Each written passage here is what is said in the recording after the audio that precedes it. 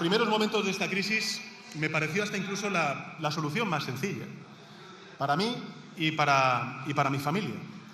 Pero después de reflexionar y de escuchar a mucha gente, comprendí que tirar la toalla no es nunca una opción. Es mejor llevársela a casa, ya total, nos llevamos los rulos, nos llevamos las mascarillas, colocamos a las prostitutas, tenemos una red de saunas gays y prostíbulos, pues vamos a devolver la toalla para casa, la metemos en la maleta y nos la llevamos.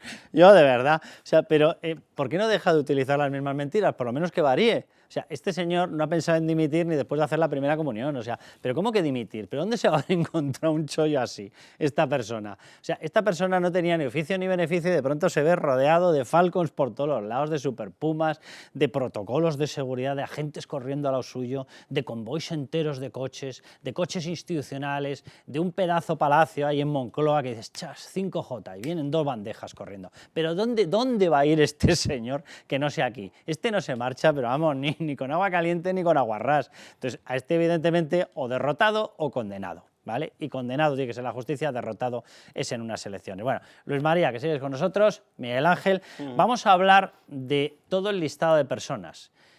Quiero que vean un fragmento de cuando Pedro Sánchez se presentó, moción de censura, y dijo, claro, es que hay que acabar con todo esto, la única salida honrosa que tiene usted es dimitir. Esto se lo decía Mariano Rajoy. Ojo, que nadie interprete de mis palabras que Mariano Rajoy fuera ningún santo, porque Dios bendito las que tuvimos que aguantar, ¿vale? Y Gürtel evidentemente existió. Y la Kitchen, y yo lo sé, porque algunos periodistas resulta que investigamos todo. Y a mí me tocó investigarlo y claro que hubo una Kitchen, ¿vale? Vamos a dejarnos de tanta historia. Y aquel PP tenía que depurarse, de hecho se ha depurado en parte y debería haberse depurado más. Y estamos viéndolo ahora con el tema del caso Montoro y demás, ¿vale?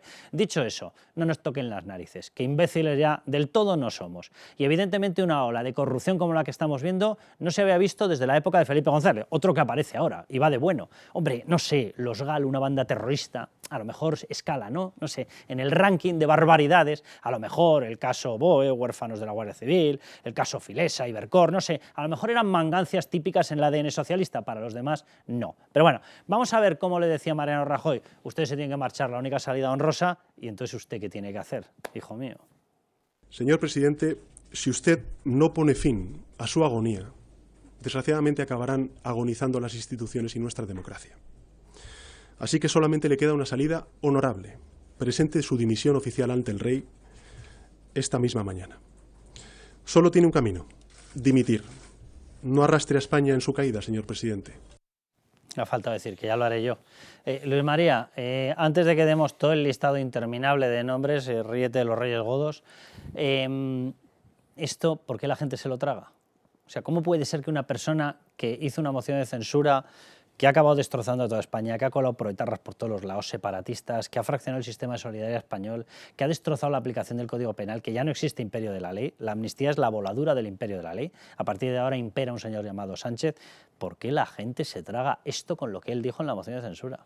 Bueno, yo espero que no se lo traguen porque no se cree absolutamente nadie que Pedro Sánchez quisiera dimitir. Pedro Sánchez lo que está buscando es un conflicto institucional. Yo creo sinceramente de que él está de alguna manera esperando que el Tribunal Supremo llegue un momento en el cual le impute y sabe perfectamente de que tiene una mayoría suficiente como para que se rechace un suplicatorio en el Congreso, con lo que ello derivaría, que sería un archivo de la actuación contra el presidente del Gobierno, es decir, contra el número 1 de todo eso. Sí, porque la Constitución no recoge una salida para una negativa de la mayoría parlamentaria frenando a un Supremo, que es un golpe de Estado como la copa de un pedazo de pino gigantesco. Y Sánchez tiene esa baza. Tiene esa baza. O sea, ¿tú crees que eso asusta al Tribunal Supremo? Yo creo que asusta al Tribunal Supremo y yo creo que además Sánchez sabe que puesto el Congreso en esa tesitura, votarían en contra del suplicatorio y se rechazaría, porque cuanto más daño se haga a España por parte de los independentistas y nacionalistas, mejor para ellos. Por tanto, en ese punto de imputación del presidente del Gobierno tiene una carta, tiene un joker, que es que el Congreso rechazaría el suplicatorio. ¿Y qué sucedería a partir de ese rechazo del suplicatorio con todas las macrocausas de corrupción que van señalando a Pedro Sánchez Pérez Castejón, todas y cada una de ellas? ¿Qué sucedería con la figura del presidente del Gobierno? que se archivaría el procedimiento. ¿Ante qué situación se encontraría España? ¿Se diría que es la fachosfera, la extrema derecha, el otro, los periodistas? ¿Qué pasaría? Y yo creo que él que por dentro está pensando, me estoy riendo de todos los españoles y me he llevado la toalla y me he llevado todo a casa, va a intentar llegar hasta el final para convocar unas nuevas elecciones en el momento en el cual pueda explotar otros casos de corrupción, porque hay procesos judiciales abiertos también a otros partidos, y ahí hacerse fuerte, y no descartéis incluso que pudiera llegar a repetir, lo cual sería pues nefasto para España. Miguel Ángel. Totalmente de acuerdo con lo que ha dicho Luis María. Existe una preocupación real en círculos judiciales de que Pedro Sánchez vaya a hacer eso y que sería un choque institucional, un golpe absoluto, y de hecho consideran en círculos judiciales que Pedro Sánchez y el gobierno está con el caldo de cultivo precisamente para que cuando llegue ese momento poder hacerlo. Es decir, o sea, este sería el motivo por el que no se cruza esa delgada línea roja, que es evidente. O sea, en el caso de Europa es obvio, o sea, el que concedió el dinero fue él, punto final, y tenía a su mujer haciendo de embajadora de sabe Dios qué. En el tema de la cátedra, ¿quién se la dio? Pero sí llamaron a Moncloa, al rector. En el caso de hidrocarburos, ¿de quién dependían? ¿No pasó la licencia de Villafuel, no se comentó en un Consejo de Ministros, cuando dependía de dos ministerios, uno con rango de vicepresidencia? ¿Qué nos están contando? La trama de mascarillas, ¿no se enteraron de que los únicos que la estaban vendiendo eran ellos después de que Pedro Sánchez cerrara el grifo y no le permitiera a las comunidades autónomas comprar mascarillas? Todos los casos acaban en él. ¿Y la cloaca? Acaban y empiezan. Vosotros entrevistaste. Y la cloaca, totalmente. Donde hay una afirmación que se llega a decir como que el número uno, Sánchez, estaba al corriente o conocía o sabía. Es decir, sabía todo. Entonces, claro, yo entiendo a los magistrados del Tribunal Supremo que en un momento determinado dirán, es que claro, si vamos a ir a esto, tendremos que acabar toda la instrucción antes de llegar a imputarle, porque si no, todos los indicios se pueden quedar que la avalancha de hechos probados, aunque sea indiciariamente, sea tan brutal que cuando haga el desafío, la rebeldía a la democracia, vamos a decirlo llanamente, es decir, cuando ya haga, oye, lo que pasó en Perú, o sea, vamos a dejarnos de historias, que había una actuación contra el presidente y decidió que disolvía las cámaras, que vamos a dejarnos de historias. Esto es una disolución encubierta, o sea, utilizó la Cámara para disolver el legislativo, no, el otro contrapoder, el judicial, es una disolución del poder judicial. Si nos fijamos, Ábalos, todo el mundo aprobó el suplicatorio sin problema. Santos Cerdán hemos ahorrado el suplicatorio porque le hicieron entregar el acta antes. Se están guardando eso, la baza para Pedro Sánchez. Y yo me acuerdo que en un momento dado, cuando había este run, yo pregunté directamente, fuentes jurídicas, y me dijeron, pues si Sánchez consigue que no se apruebe el suplicatorio, hasta aquí hemos llegado. Y ¿no se puede hacer nada? No se puede hacer nada. Y obviamente Pedro Sánchez, como dice Luis María, tiene ese as bajo la manga y la jugarán, y por eso están creando el caldo de cultivo de que todo es una investigación, pues como el manifiesto que hemos conocido en los últimos días de los de La Ceja, ¿no? Que todo es un complot judicial contra Pedro Sánchez, es decir, están jugando toda su baza a salvar a Pedro Sánchez. Bueno, vamos a ver una declaración de Pedro Sánchez. Para él aquí no pasa nada, nos lo inventamos todo, por cierto, todos nosotros, una audiencia provincial en Madrid, una audiencia provincial en Badajoz, un tribunal de instrucción en Badajoz, los juzgados de Plaza de Castilla, la Audiencia Nacional con Ismael Moreno, con Pedraz, todo el mundo se lo inventa todo, menos él. Vamos a escucharle y luego a Félix Bolaños. Y quiero que lo sepan y lo escuchen todos los ciudadanos y ciudadanas. El Partido Socialista Obrero Español es una organización limpia. Limpia. La falta de decir que te limpia. Venga, Félix Bolaños. Esa tranquilidad absoluta que tengo se ha visto totalmente reafirmada cuando he leído la exposición motivada, porque no se sostiene por ninguna parte. Contiene unos errores de bulto fácilmente comprobables mediante la propia declaración, que es pública, que se filtró a los pocos días de que yo la hiciera. Y, por tanto, pues mi sorpresa ha sido total con esta exposición motivada, aunque, sinceramente, no hay nada. No hay nada, pero aparecen todos por todas partes. Venga, vamos con el repaso. Atención, nombres que conocerán ustedes y nombres que jalonan ya la peor etapa, la mayor etapa de corrupción que ha vivido España durante toda su existencia democrática. Begoña Gómez, atención, corrupción en los negocios, intrusismo, tráfico de influencias y apropiación indebida, y una pedazo de sonrisa, porque aquí estamos cachondeándonos de todos vosotros. Venga, David Sánchez, alias El Enchufado, prevaricación y tráfico de influencias. Es el hombre que le preguntaron por cómo se llama la oficina donde trabaja, ¿en qué consiste? ¿Quién trabaja con usted? Y dijo, soy jefe de, sí, oficina de artes escénicas, que es una oficina que se dedica a las artes escénicas. Muy bien, gran resumen. Venga, Miguel Ángel Gallardo, otro más. Prevaricación administrativa y tráfico de influencias, alias El Enchufador. ¿Fue premiado? Por supuesto. Aquí lo ven, no me extraña que sonría, porque estaba ahí en Badajoz, limitado, en un ámbito muy cerradito del Partido Socialista, y lo hicieron pedazo de jefe todo el Partido Socialista en Extremadura. ¿Por qué? Pues porque enchufó al otro, ya está, así son las cosas. Venga, vamos con otra diapositiva.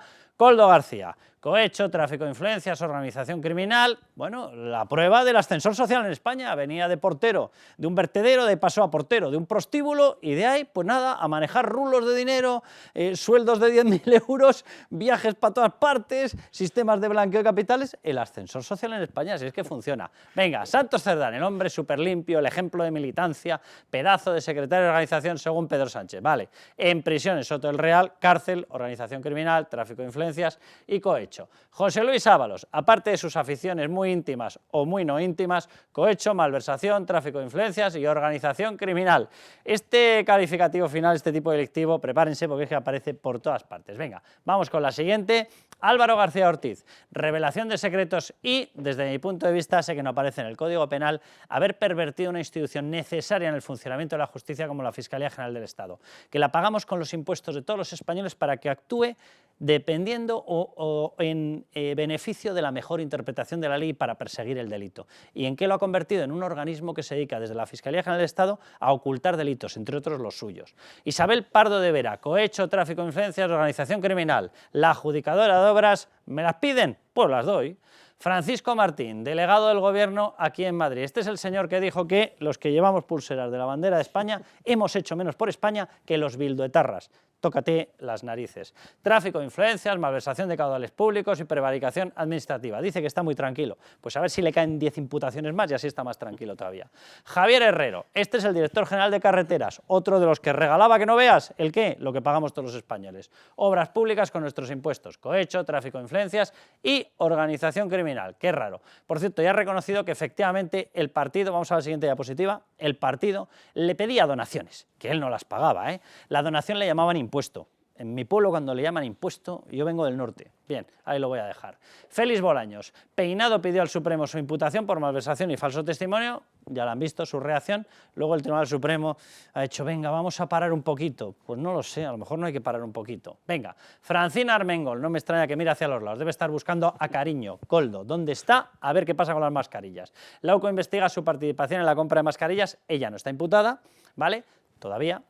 En la compra de mascarillas a soluciones de gestión. Los contratos daban vergüenza ajena. El producto que trajo mientras estaba muriendo la gente daba vergüenza ajena y le importó un soberano comino. Venga, María Jesús Montero, perejil de todas las salsas. Su número 2 señalado por Aldama. El 3 dimite por un presunto cobro de 100.000 euros. Y su mano derecha en Andalucía con juicio oral y petición de 19 años. Pero no se enteraba de nada. De nada. De hecho, se enteraba tampoco que no se enteró de que había un fraude en la trama de hidrocarburos de 182 millones de euros. Venga, Ángel Víctor Torres, más allá de pisos de señoritas, Aldama señaló un presunto cobro de comisiones y la UCO investiga la compra de mascarillas a soluciones de gestión más obras adjudicadas a Levantina, una de las grandes empresas de la trama, en Canarias.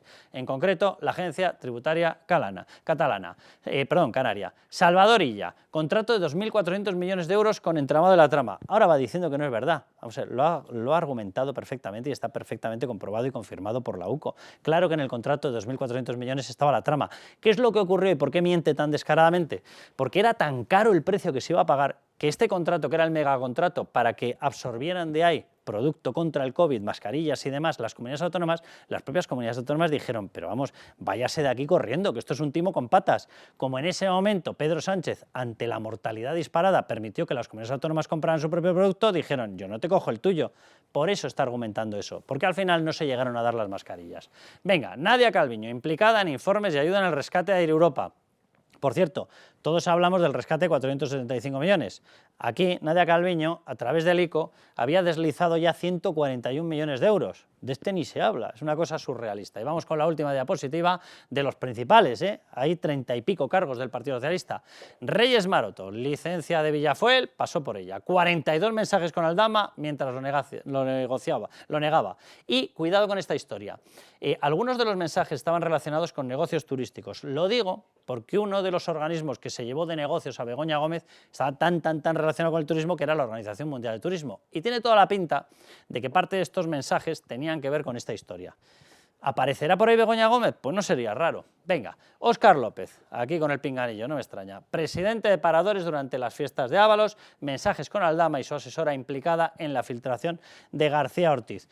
También ha habido una especie de miedo a llegar a él. ¿Por qué? Porque estaba en presidencia. Venga, y Teresa Rivera, reunión con Begoña Gómez por negocios con la España vaciada. Toma ya la Guardia de Corps, toma ya el Dream Team de Pedro Sánchez. Miguel Ángel. Bueno, es que es como la ficha de las policías, ¿no?, de los más buscados, ¿no? Pero o sea, aquí lo fuerte es que estamos hablando del fiscal general del Estado, de los ministros, de la mujer del presidente del gobierno, del hermano del presidente del gobierno. Es que es lo que decía Luis María antes, es decir, yo creo que estamos tan abrumados por la cantidad de casos de corrupción, de escándalos institucionales, de todas las personas de tal magnitud que están salpicadas por todas estas causas, que no lo asimilamos. Es que hay que recordar que el gobierno de Mariano Rajoy cayó con la sentencia del caso Gürtel, que si, por supuesto, sin ánimo de minimizar nada, afectaba al tesorero, a 2 o 3 diputados autonómicos, a un senador, o sea, y a unos empresarios, y cayó un gobierno entero. Y fijaos lo que tenemos encima de la mesa, es que es un escándalo absoluto, y cómo hemos ido asimilando, hemos ido normalizando tener un gobierno lleno de presuntos corruptos, con esta lista interminable de delitos y de procedimientos en los que están salpicados todos estos personajes. En el PSOE lo exótico en estos momentos es no estar en una lista, un informe de la UCO. Es exótico, sí. Yo creo que España no aguanta más. Yo creo que ya no puede aguantar más. Y todo esto hace que debemos valorar de que no podemos dejar siempre la justicia todo el cargo de la lucha contra la corrupción. Porque, o sea, lo que tienen que entender la sociedad es que nosotros sabemos esto, Carlos, pero ¿qué no sabemos que se han llevado? Y nunca lo vamos a saber. Aquí estamos hablando seguramente de miles de millones de euros, si no decenas de miles de millones de euros idos en corrupción. Pero cuando la justicia actúa es después de 4, 5, 6 años. Pero después hay un proceso que va a durar 4, 5 o 6 años. Por tanto, esto se va a resolver dentro de 12, 13, 14 años. España tiene que entender que tenemos que, o necesitamos mecanismos para que esto no vuelva a pasar. Porque, o sea, no se nos pueden ir los millones de euros que nos quitan en nuestros impuestos para fomentar la corrupción. O sea, esto es inaguantable. Y yo lo que le pido un poco a la sociedad es que se deje de justificar, institucionalizar o hacer caso a Pedro Sánchez, que es el número 1 de todo esto, porque esta es la realidad, y que lo dejen de minimizar y que sean consecuentes de dónde estamos y de dónde nos encontramos por la gravedad de que España no soporta más corrupción. Lo que pasa es que, fíjate que tú decías, y es verdad, el tema del ataque institucional, de la cloaca, está en el centro de lo que estás mencionando. O sea, la única forma de atajar esto y de que no se vuelva a repetir esta barbaridad y listados de este estilo es que la justicia tenga una fuerza brutal, que sea independiente de verdad, que en el Consejo General del Poder Judicial no haya designaciones políticas. El Tribunal Constitucional es un pedazo de melón por abrir. No podemos tener un Tribunal Constitucional que está nombrado de 12, 10 personas, las otras 2, vamos a decir, venga, por hoy vamos a dejarlas, pero indudablemente 10 de 12 tienen una designación política. Y el Tribunal Constitucional, porque lo ha retorcido Cándido Conde Pumpido, ya se ha visto que puede ser utilizado para frenar la actuación del Tribunal Supremo. Con lo cual tienes un mecanismo de candado, de capado, de anulación de la justicia en España. ¿Por parte de quién? De quien manda sobre el presidente del Tribunal Constitucional. ¿Que quién es el que lo designa? Pedro Sánchez. Entonces, o le damos la vuelta y generamos un sistema de justicia netamente independiente, o vamos a ir repitiendo esto, porque yo creo que además lo que ha demostrado Pedro Sánchez es que el sistema tenía determinadas fallas, tenía determinados problemas, y solamente bastaba que viniera alguien tan bestia, tan osado, tan bárbaro, tan insensible y tan inhumano, que fuese capaz de explotarlo todo conjuntamente. Y lo está utilizando. Y lo ha conseguido. Y lo está consiguiendo. Está consiguiendo. Porque es el mal. O sea, él es la perfección para llevar al sistema al colapso absoluto en un sistema que además le ha facultado que lo pueda hacer. Y esto es lo que tienen que entender. Entonces, la despartidización de la justicia ya no es que sea algo ético, es un deber moral de la ciudadanía, de la sociedad y de los propios jueces el darse cuenta que no es la designación de la cúpula de los partidos, ahora tú, no, porque es que es España la que se va a la deriva, es España la que está en el abismo. Y todos estos casos de corrupción, dices, pero ¿qué más tiene que pasar para que se den cuenta de que la despolitización o despartidización de la justicia es algo imprescindible para una democracia? O sea, la justicia tiene que tener la fuerza plena como Absoluta. para considerar que si tiene que actuar contra un presidente del gobierno lo imputa exactamente igual que a Perico Los Palotes en la calle Sagustiano no sé cuántos, tercero derecha. Y si no, es que la justicia no tiene la fuerza necesaria. Hemos conocido en las últimas horas, Carlos, que por fin el CGPJ ha nombrado a los presidentes de la Sala Penal del Supremo y de la Sala Tercera. Hay que recordar que todos estos casos van a acabar en la Sala Segunda del Supremo, pero también hay que recordar que el presidente elegido, Andrés Martínez Arrieta, por cierto, de tendencia izquierdista, de izquierdas, aunque independiente del gobierno, no era Ana Ferrer, pero en 2 años se retira. Es decir, todos estos casos, ¿cuánto tiempo va a tardar en llegar algunos de estos Miguel casos Ángel, al Supremo? Y por el camino, el juez Peinado había pedido, vamos a explicar esta historia porque tiene tela el tema. El juez Peinado había pedido la imputación de Félix Bolaños. ¿Quién era Félix Bolaños en el momento de los hechos que les voy a narrar? Secretario de la Secretaría General, el responsable máximo de la Secretaría General de Presidencia del Gobierno. Bien, ¿a quién tenía por debajo suyo? A la directora de programas de la Secretaría General de Presidencia del Gobierno. Pues si tú eres el secretario general de Presidencia del Gobierno, es tu cargo directo. Bien, ¿de quién era el cargo directo Félix Bolaños? De Pedro Sánchez. ¿De quién estamos hablando? ¿De a quién nombró directora de programas? Cristina Álvarez. ¿Quién es Cristina Álvarez? Una persona que se la asignó como secretaria, asistenta, todo lo que ustedes puedan imaginar, absorbiendo fondos públicos, malversación de caudales públicos, para que tuviera una persona que le llevara los negocios, desde mi punto de vista, ilegales, de Begoña Gómez, ¿vale? Esta es la persona. ¿Qué hace el juez Peinado? Dice, hombre, si era la persona responsable directa, la podré imputar por malversación. ¿Le respalda a Peinado la Audiencia Provincial de Madrid? Le respalda de arriba abajo. Y el Tribunal Supremo, justo en la semana decisiva, para que Martínez Arrieta, que estaba ya en funciones, ¿vale?, y que tenía un peso hasta el punto de que fue el ponente del informe, justo cuando él tenía que obtener el plácet del PSOE para ocupar definitivamente la presidencia de la Sala Segunda del Tribunal Supremo, justo tumba lo de Peinado más lo de la Audiencia Provincial. ¿Que contra quién iba?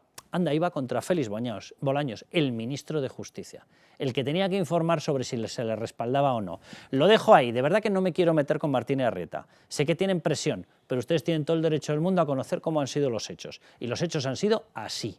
Así. Y la pregunta es obvia. ¿Ha condicionado la parada de la imputación de Félix Bolaños?